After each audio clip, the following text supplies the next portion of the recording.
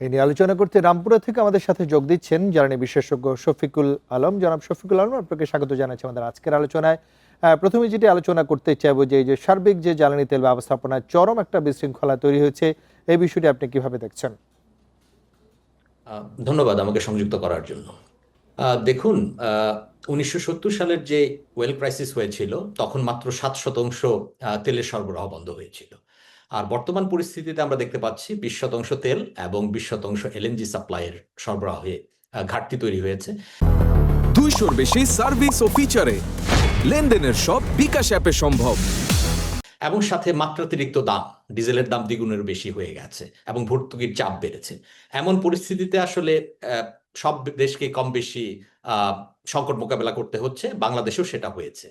তবে প্রথমেই যে সমস্যাটা তৈরি হয়েছে আপনার ডিজেল, পেট্রোল এবং অকটেনের ক্ষেত্রে, সেটা হয়তো ব্যবস্থাপনাগত কিছুটা প্রবলেম ছিল এবং সেখানে হোর্ডিং এর টেন্ডেন্সি ছিল এবং প্যানিক বাইং এর টেন্ডেন্সি ছিল। সেটা হয়তো এভাবে ম্যানেজ না করে অন্যভাবে ম্যানেজ করলে এতটা হতো না। বিশেষ করে যে সংকট জনগণ মনে করেছিল সেটা আসলে নেই, কারণ হচ্ছে যে পেট্রোল তো আমরা এখানে বাই প্রোডাক্ট হিসেবে প্রস্তুত করি, অন্যদিকে অকটেনও আমরা এখানেই পাই, কিছুটা আমরা আমদানি করি। জনগণ ভয় পেয়ে যাওয়াতে একটা বিশৃঙ্খলা তৈরি হয়েছিল এবং সেই সাথে যারা এক্সট্রা প্রফিট করতে চায় তারা এটা হোর্ডিং করে খোলা বাজারে বিক্রি করে প্রফিটের একটা চেষ্টা করেছে। তো পরবর্তীতে গভর্নমেন্ট মনিটরিং মেকানিজম স্ট্রেংথেন করেছে এবং আশা করছি আমরা হয়তো এটা কিছুটা ইমপ্রুভ করবে।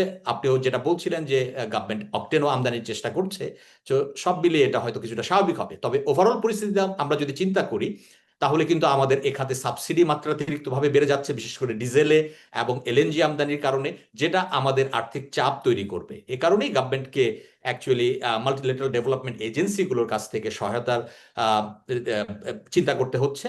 এবং অন্যান্য যে কৌশল গভর্নমেন্ট নিচ্ছে, যে অফিস আওয়ার চেঞ্জ করা এবং শপিং মল এবং শপ দোকান এগুলো যেন 6টার মধ্যে বন্ধ হয়ে যায়, তাহলে আমরা কিছুটা জ্বালানি সাশ্রয় করতে পারবো এবং আমাদের সেচ মৌসুম এবং যে পিক সামার ডিমান্ড, এই দুটো ম্যানেজ করতে আমাদের সহায়তা করবে। শফিকুল আলম, ইতিমধ্যেই সরকার সিদ্ধান্ত নিয়েছে যে সন্ধ্যা 6টার পর মার্কেট শপিং মল বন্ধ রাখবেন।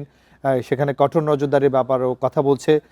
যদিও ঢাকাতে কিছুটা অভিযোগ থাকলেও ঢাকার বাইরে কিন্তু বেশ নাজুক অবস্থা রয়েছে, বিশেষ করে জ্বালানি তেল সরবরাহ। সার্বিকভাবে নজরদারি বা ব্যবস্থাপনা নিয়ে আপনার মন্তব্য কি?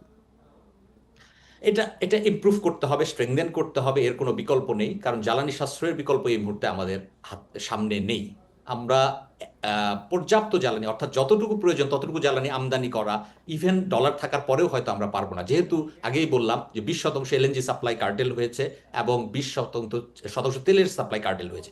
আরো একটি বিষয় লক্ষণীয়, সেটা হচ্ছে হরমুজ প্রণালী দিয়ে 95% ট্রাফিক কমে গিয়েছে তেলের জ্বালানি সরবরাহে। কাজে সবকিছু মিলিয়েই এখন যে পরিস্থিতি, আমাদের সাশ্রয় করতে হবে এবং সেটার অন্যতম একটা প্রি কন্ডিশন হচ্ছে তারা যে ডিরেক্টিভ গুলো দিচ্ছে সেটা বাস্তবায়ন হচ্ছে কিনা, সেটার জন্য যথাযথ মনিটরিং হচ্ছে কিনা। এবং আরেকটি বিষয় হচ্ছে এর সাথে যেন ভুল তথ্য না যায়। জি। আবার আমরা দেখছি যে এলপিজির দাম বাড়ানোর পরেও বেশি দামে বিক্রি হচ্ছে এবং চাহিদা অনুযায়ী পাওয়াও যাচ্ছে না। প্রশাসনকে আসলে সঠিকভাবে কাজ করছে না, নাকি কোনো জায়গায় আপনি সমালোচনা বা ব্যর্থতার জায়গা দেখছেন? দেখুন, এখানে আসলে কোঅর্ডিনেশন সবকিছু আরো একটু বাড়ানো যায় কিনা সেটা গভর্নমেন্ট দেখতে পারে। গভর্নমেন্ট অনেকগুলো মিজারই নিয়েছে, নানান মিজার নিয়েছে। এমনও দেখা গিয়েছে দিনে কয়েকটা ডিসিশন চেঞ্জ করেছে অবস্থার উপর ভিত্তি করে। তারপরেও যেটা বলবো সেটা হচ্ছে যে কোঅর্ডিনেশনটা এবং কোঅপারেশনটা ইমপ্রুভ করা, ইন্টার এজেন্সি কোঅপারেশন এবং মনিটরিং মেকানিজমটাকে আসলে স্ট্রেংথেন করতে হবে, এর কোনো বিকল্প নেই। জি। আরেকটা জায়গায় একটু আলোচনা চাইবো যে উৎপাদনে ব্যাপক হুমকির পড়ার আশঙ্কা দেখছেন কিনা? সরি, কোশ্চেনটা আরেকটু যদি করতেন।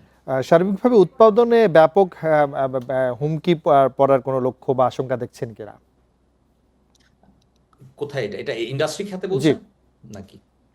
ওকে। না, এই ক্ষেত্রে গভর্নমেন্টের যেটা প্রয়োজন সেটা হচ্ছে যে যদি প্রয়োজন হয় বাসাবাড়িতে লোডশেডিং করা, সাপ্লাই কিছুটা কার্টেল করা, সেটা করে ইন্ডাস্ট্রি খাতে যেন সাপ্লাই এনশিওর করা যায়, তাদের যেন প্রোডাকশনে কোনো ইম্প্যাক্ট না পড়ে। আরেকটি বিষয় হচ্ছে অনেক ইন্ডাস্ট্রি কিন্তু ডিজেলের উপর নির্ভর করে তাদের বিদ্যুতের জন্য, সবার ওখানে গ্যাস সাপ্লাই নেই। কাজেই তারা যেন পর্যাপ্ত ডিজেল পায় সেটা নিশ্চিত করতে হবে, তাহলে প্রোডাকশন এফেক্টেড হবে না।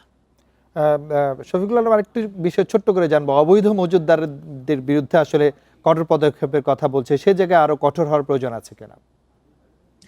অফকোর্স আইনগত যে ব্যবস্থা আছে এবং গভর্নমেন্টের তো আমাদের স্থানীয় পর্যায়েও গভর্নমেন্টের রিপ্রেজেন্টেটিভ আছে, এবং যেহেতু এটা একটা ইলেক্টেড গভর্নমেন্ট, সো আমাদের অবভিয়াসলি ডিস্ট্রিক্ট লেভেল এবং সাব ডিস্ট্রিক্ট লেভেল সেখানেও গভর্নমেন্টের প্রতিনিধি আছে।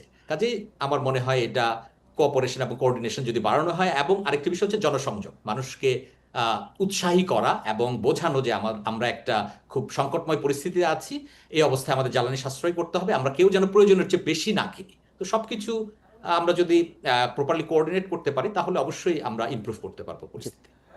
আপনাকে ধন্যবাদ আমাদেরকে সময় দেওয়ার জন্য। এতক্ষণ জ্বালানি তেল সংকট এবং ব্যবস্থাপনা নিয়ে আমাদের সাথে আলোচনায় যুক্ত ছিলেন জ্বালানি বিশেষজ্ঞ শফিকুল আলম।